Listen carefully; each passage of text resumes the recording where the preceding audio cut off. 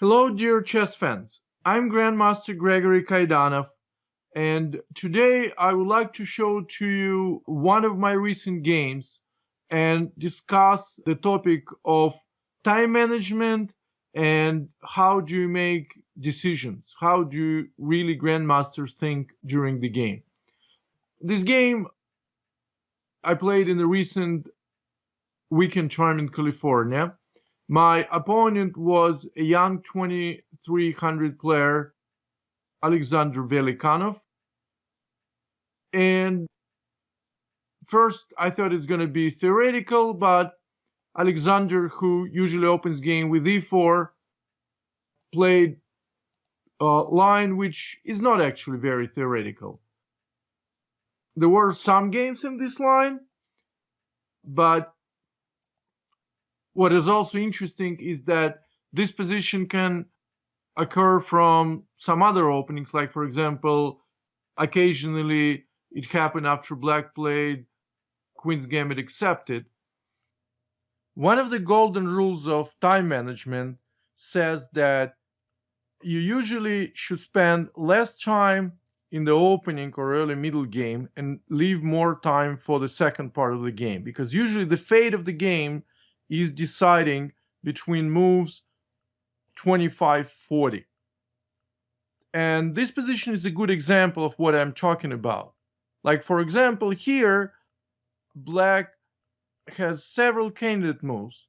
Like, black can play knight e4, bishop e4, rook ac8, rook fd8. I also spotted move knight g4, which I wanted to look at. So lots of moves, but none of those moves will win or lose game for you. So eventually I narrowed down my choice to two moves, rook fd8 and knight to g4. However, the other moves were also possible, though I think they're maybe a little bit inferior. Anyway, if you are playing game with roughly 2 hours for 40 moves, so 7-8 minutes is probably maximum that you should spend at this moment. Later after the game, I was very surprised to find out that the same position actually happened in the game Alekhine Bogolubov from 1934, in which Bogolubov played knight g4, which was answered by knight cd2, the move I thought would be the best response for white. And though it looks like a cowardly backward defensive move, white is doing fine. So knight g4 is nothing special. So I ended up playing rook f2 d8. And now white played knight f2 e5. That's a moment to spend time on, which, doesn't look like this position is very much different from the position a move ago. However, it is. The reason why you need to spend time here, because there are some issues with the pawn structure and trading pieces. And those issues are usually something which you should take seriously, because those changes are usually reversible. And when you need to make a decision about that, you do need to spend more time. Turned out that even here, black has more options than I originally thought. My very strong feeling was that I shouldn't allow white to play 4, because then I was afraid I will be into some kind of bind with white having too much space. So I went ahead and changed the pawn structure. However, after the game, I realized that I could probably move the knight away. So, for example, move like knight f8 or even knight b8, putting pressure on d4 was also possible. I was concerned that it takes too much time and knight b6 looks kind of annoying, but turns out that in both those cases, black is doing just fine. Because there is a threat here and the threat on d4, black is doing fine. So this was also quite playable. But I did spend quite a bit of time here because I wanted to justify the move I wanted to play. And I would like to describe to you how did I justify this. Because originally I didn't want to play this move, because I felt that there are two changes coming from this exchange. I'm opening c file for myself, and I'm opening his bishop and e file for white.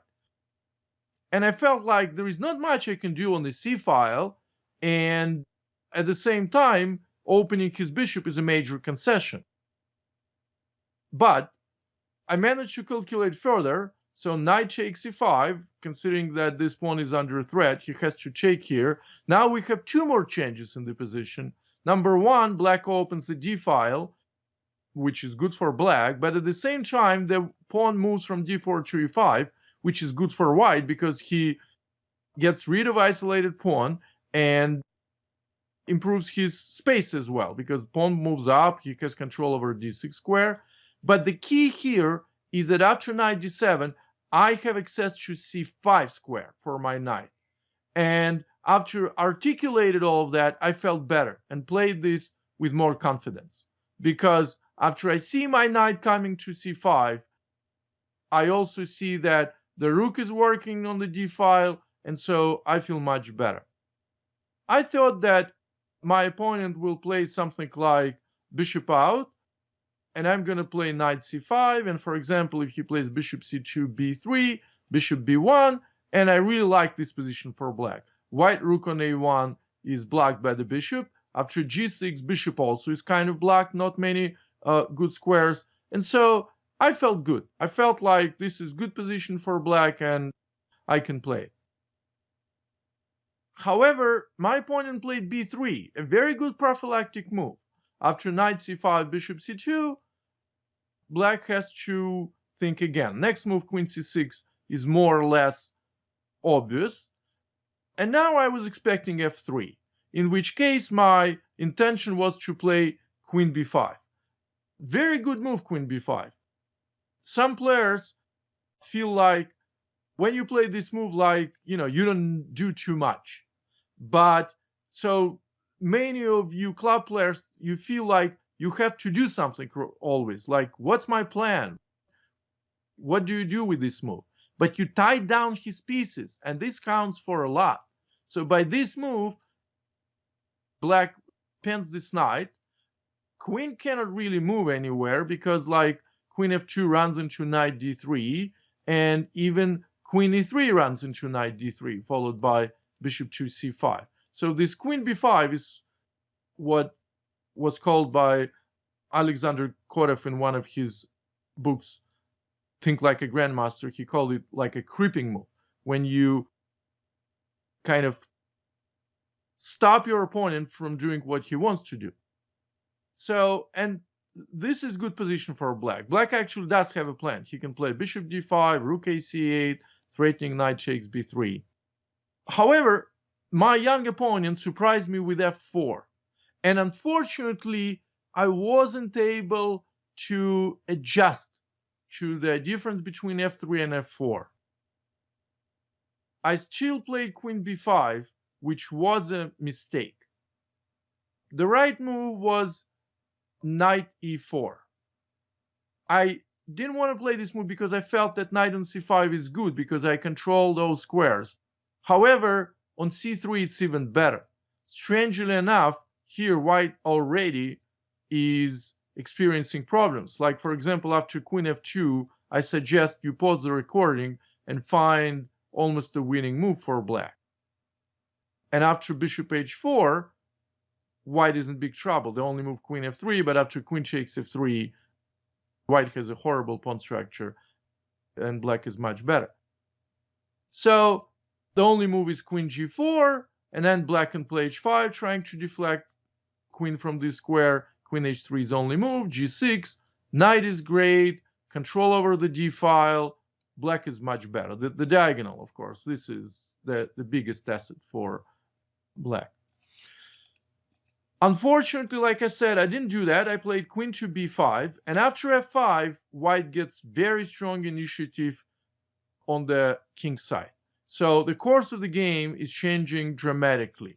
After bishop takes f5, white is already threatening a combination. Like, for example, after knight e6, this is a well-known combination when white at least has a draw, but he almost certainly has more than a draw. I mean, he can do queen h5 and perpetual, but he can also take any of those pieces. So this is no good.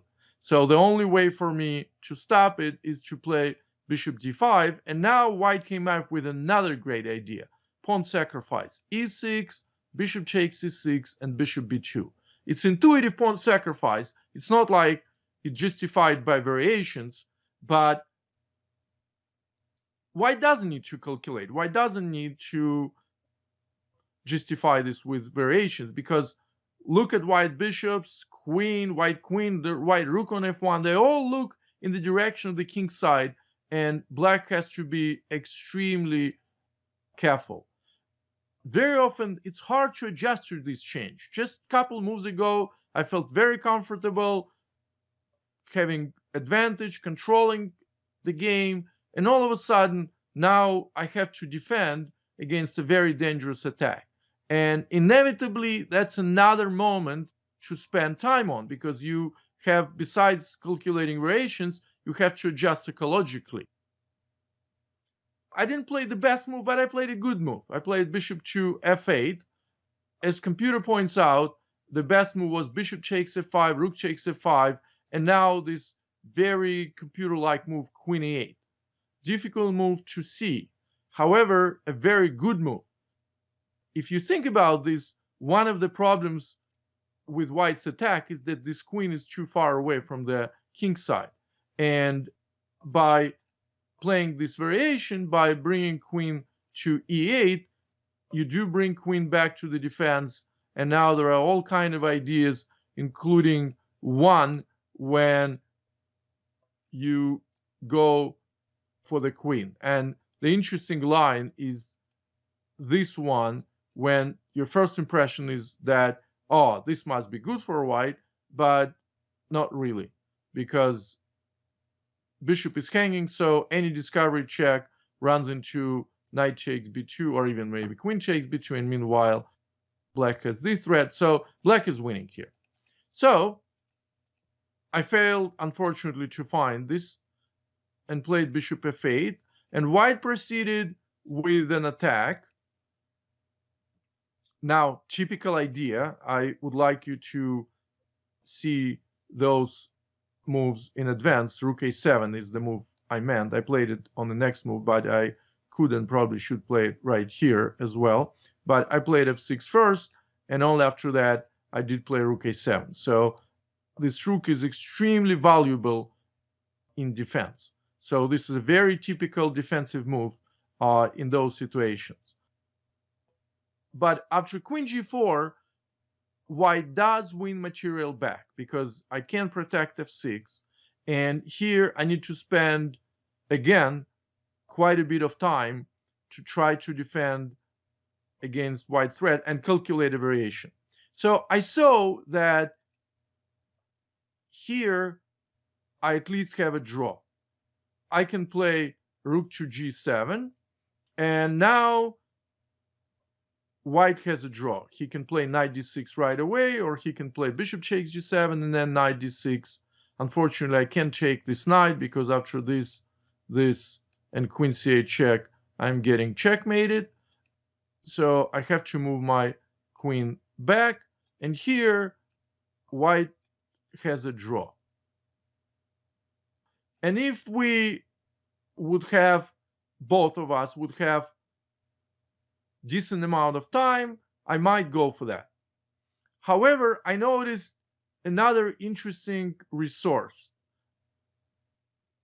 We both were very short of time. I would say I had maybe around 3 minutes here, maybe 2, but my opponent's was down 2 seconds. Though we did have 5-second delay. So I found this interesting idea, which is not risky, and at the same time allows me to continue playing the game. Position is still equal, but I'm giving up a pawn. I'm down a pawn for the moment. But after queen d7, I'm trying to get rid of his attack. And meanwhile, because of this threat, I have a good chance to win my pawn back. My opponent instantly traded queens, which you always do when you're in time trouble, you trade pieces. Queen h4 probably was a little bit better move for him, but still, this should be okay, though to defend this position 20 seconds, which he had at this moment, was very difficult. So I proceeded to win this pawn, and the line I saw and the line I was expecting was rook b1, and now I could play moves like rook d4. He can't move the knight away because of knight takes a5, and after this, the endgame is still a little bit better for black because king comes here very quickly, and then there is a chance to win this pawn. But at the same time, white king comes quickly too, and so it's probably a draw, but just a little bit better for black.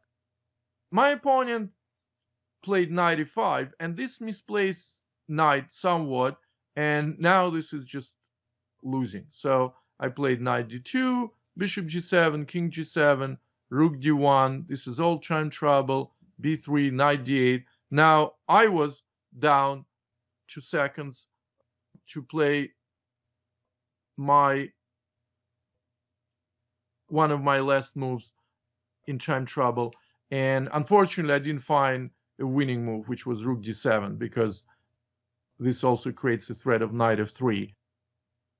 So I play rook b5, and we proceeded to this line. I play rook c5, knight takes c6, and now we were out of time troubles. That the time control is over. And what is amazing, I didn't find the same idea again. So the main reason is because I just thought that this is winning, and that's a move I played. However, I noticed that a lot of mistakes are happening right after time control. One of the reasons is, of course, is that you're still very nervous, still unsettled after a time trouble. And the second reason is, like, personally for me, I usually afraid to get into second time control, and sometimes I rush right after time control. So the advice is calm down, take your time. I'm not saying, you should think forever, but if, for example, you have 1 hour for the rest of the game, take maybe 10 minutes to adjust to the new situation. And if you have 30 minutes, it's a little bit tougher.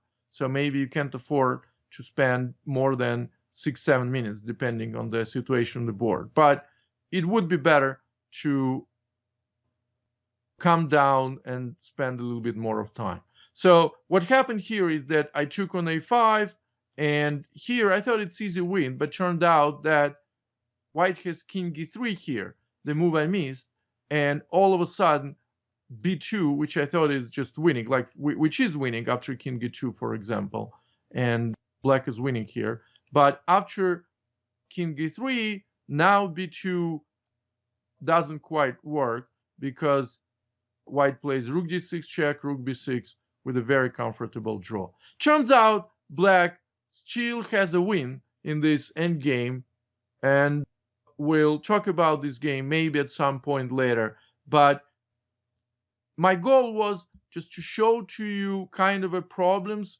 which grandmasters need to solve during the game, and how do you exactly manage time in those situations. Unfortunately, I didn't manage my time perfectly. However, because I was in time trouble in the end anyway.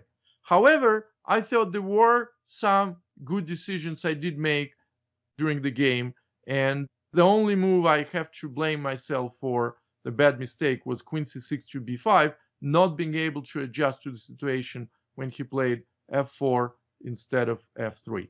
Otherwise, I hope you will be able to learn from this game. So hope to see you again at chess.com. This was Grandmaster Gregory Kaidanov. Goodbye.